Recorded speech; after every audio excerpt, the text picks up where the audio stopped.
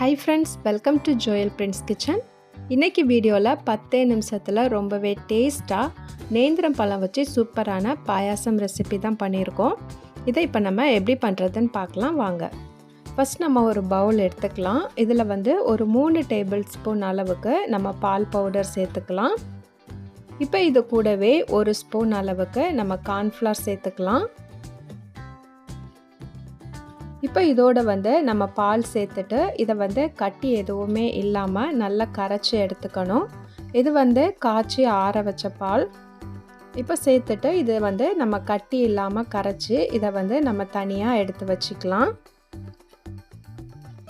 இப்போது நம்ம நல்ல பழுத்த நேந்திரம் பழம் ஒன்று எடுத்துட்டு அதை நம்ம இது மாதிரி ஸ்லைஸ் பண்ணி எடுத்துக்கலாம். ரொம்ப மெல்லிசாக இல்லாமல் கொஞ்சம் மீடியமாக கட் பண்ணி எடுத்துக்கலாம். இப்போ ஸ்டவ்வை ஆன் பண்ணிவிட்டு ஒரு அடிகனமான பாத்திரம் வச்சுக்கலாம். இதில் 1 டேபிள் ஸ்பூன் அளவுக்கு நம்ம நெய் சேர்த்துக்கலாம். நெய் நல்லா உருகி வந்ததும் இதில் கொஞ்சமாக முந்திரி சேர்த்துட்டு ஒரு நிமிஷத்துக்கு நம்ம வறுத்துக்கலாம். இதை 1 நிமிஷத்துக்கு வறுத்ததுக்கு அப்புறமா இது கூடவே கொஞ்சமாக காஞ்ச திராட்சையும் சேர்த்துட்டு நம்ம அதையும் வறுத்துக்கலாம். இப்போ ரெண்டுமே நல்லா பொரிஞ்சு வர வரைக்கும் இதை நம்ம வறுத்துக்கணும். இப்போ முந்திரி கொஞ்சமாக கலர் மாறி வந்துடுச்சு. நம்மளுக்கு நம்ம சேர்த்துருந்த கிரேப்ஸுமே நல்லா உப்பி வந்திருக்கு. இப்போ இதை நம்ம தனியாக வேறு ஒரு பிளேட்டில் எடுத்து மாற்றி வச்சுக்கலாம். மீதி இருக்கிற இந்த நெய்யில் நம்ம கட் பண்ணி வச்சுருந்த நேந்திரம் பழத்தை சேர்த்துக்கலாம்.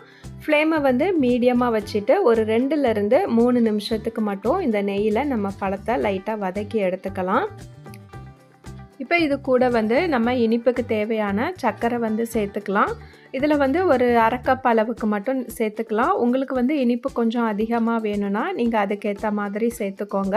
ஆனால் இந்த இனிப்பு நம்மளுக்கு கரெக்டாக இருக்கும். சேர்த்துட்டு இப்போ இதையும் ஒரு 2 நிமிஷத்துக்கு மட்டும் நம்ம லைட்டாக கலந்து விட்டுக்கலாம். இப்போ இதோட நம்ம காய்ச்சின 1/2 லிட்டர் பால் சேர்த்துக்கலாம். இது பாக்கெட் பால் அப்படி இல்லைன்னா பசும்பால் எது வேணாலும் சேர்த்துக்கலாம். சேர்த்துட்டு மறுபடியும் ஒரு வாட்டி இதை நம்ம நல்லா கலந்து விட்டுடலாம். நல்லா கலந்து விட்டதுக்கு அப்புறமா இப்போ ஃப்ளேமை நம்ம மீடியமாக வச்சுட்டு இதை நம்ம நல்லா கொதிக்க விட்டுடலாம். இப்போ இது நல்லா கொதிச்சு வரட்டும். இந்த அளவுக்கு நல்லா கொதிச்சு வந்ததுக்கு அப்புறமா இந்த டைமில் ஃப்ளேமை ஃபுல்லாக சிம்மில் வச்சுட்டு இப்போ நம்ம கரைச்சி வச்சுருந்த அந்த பால் பவுடர் அப்புறம் கார்ன்ஃப்ளவர் அந்த கரைசலை நம்ம இதோட சேர்த்துட்டு ஒரு வாட்டி நல்லா கலந்து விட்டுடலாம். ஏன்னா நம்ம கார்ன்ஃப்ளவர் சேர்த்துருக்கிறதுனால இது உடனே கெட்டிப்பட்டு வரும். அதனால் நம்ம சேர்த்ததுமே ஒரு கரண்டி வச்சு நல்லா கலந்து விட்டுடலாம். இப்போது சிம்மில் வச்சுட்டு இதை ஒரு 3 நிமிஷத்துக்கு மட்டும் நம்ம கொதிக்க விடலாம்.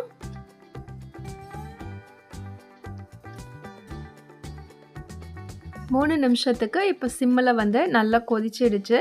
இப்போ நம்ம வறுத்து எடுத்து வச்சுருந்த அந்த முந்திரி அதுக்கப்புறமா அந்த திராட்சை எடுத்து நம்ம இதோட சேர்த்துட்டு ஒரு வாட்டி நல்லா கலந்து விட்டு ஸ்டவ் ஆஃப் பண்ணிவிட்டு இறக்கிட்டோன்னா நம்மளோட சூப்பரான நேந்திரம் பழம் பாயாசம் ரெடி ஆகிடும்.